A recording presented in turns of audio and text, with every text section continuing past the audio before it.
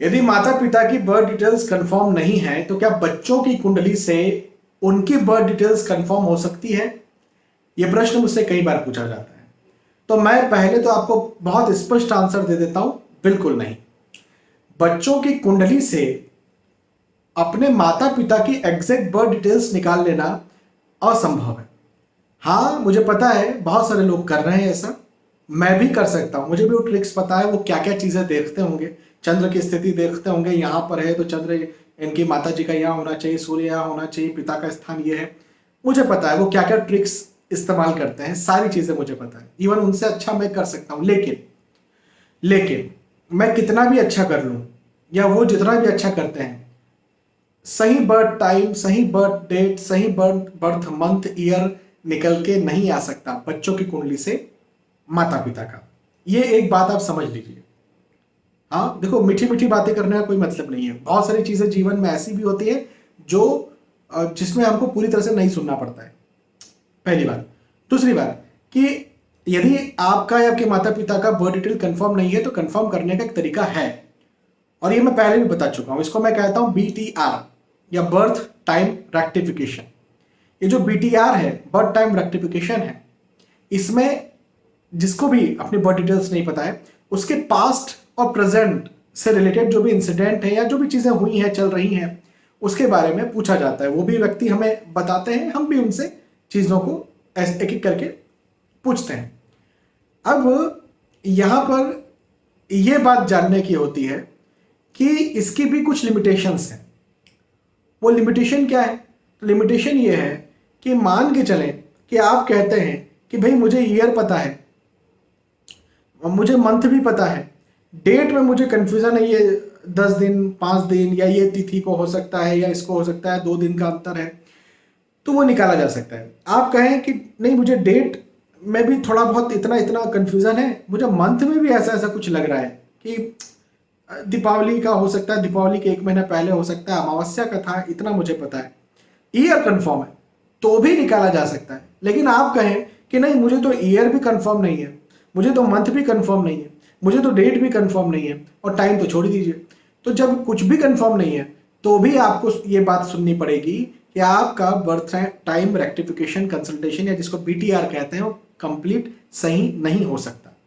मतलब कुछ चीजें तो पता होनी जरूरी है।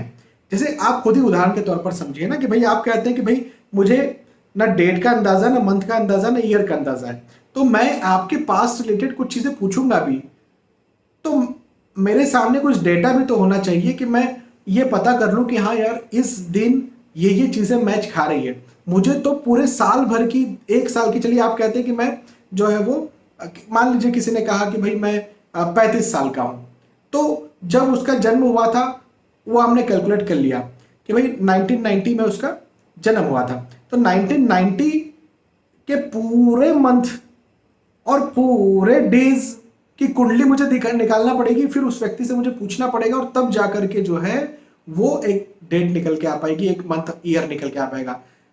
इतना कोई कर नहीं सकता है ना, इतना करना बड़ा मुश्किल है।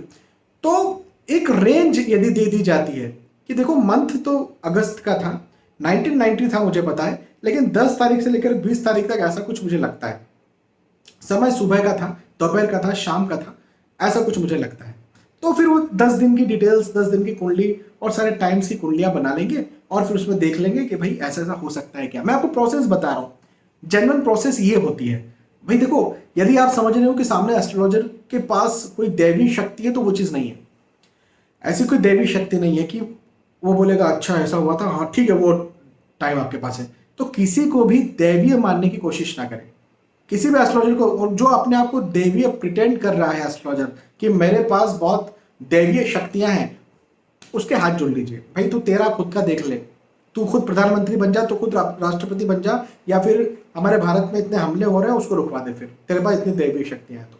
भाई कुछ लिमिटेशंस है, वो हर एस्ट्रोलॉजर को, हर इंसान को मानना पड़ेगी।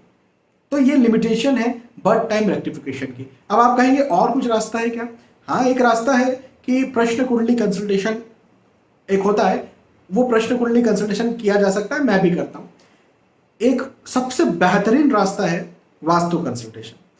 आपकी डिटेल्स नहीं पता ना, वास्तु कंसल्टेशन लीजिए। वास्तु पे सुधार करेंगे, आपके बच्चे हो, आपके माता पिता हो, आप हो, आपकी वाइफ हो, आपके हस्बैंड हो, जो भी हो, हर दृष्टिकोण से आपका घर सुधर जाएगा। फिर किसी कुंडली दिखाए ना दिखाए, दिखाना है तो बहुत अच्छी बात है और उनका सही रास्ता हम पता कर लेंगे, लेकिन वास्तु सुधर गया तो बार बार आपको कुंडली दिखाने की भी जरूरत नहीं पड़ेगी, क्योंकि सब कुछ अच्छा ही चल रहा होगा तो कुंडली क्यों दिखाना है। तो सबसे सही रास्ता तो ये है कि यदि आपको कुछ भी नहीं पता है तो अपने घर का वास्तु ठीक करवाइए, वास्तु कंसल्टेशन ले लीजिए। और आजकल तो ऑनलाइन भी हो जाते हैं, क्योंकि भाई देखो गूगल जो मैप है, अर्थ प्रो है गूगल का, वो सारा एग्जैक्ट डेटा बता देता है कि कितने डिग्री घर मुड़ा हुआ है, कितना डिग्री नहीं है। आप घर के वीडियोस दे देते हैं, मैप दे देते हैं, उससे मैं तो समझता हूं कि एग्जैक्ट पूरा निकल करके आ जाता है। आजकल तो घर जाने की जरूरत भी नहीं पड़ती है। तो बहुत अच्छी सुविधा हो चुकी है, विश्व के किसी भी कोने से आप वास्तु कंसल्टेशन भी मुझसे ले सकते हैं, मैं भी देता हूँ।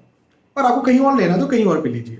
मेरा ऐसे ये वीडियो बनाने का मकसद कोई एडवर्टाइजमेंट करना नहीं है, बस जेन्युइन सलाह देना है कि आप भटके नहीं, है ना। बहुत बहुत धन्यवाद। जय श्री सीताराम।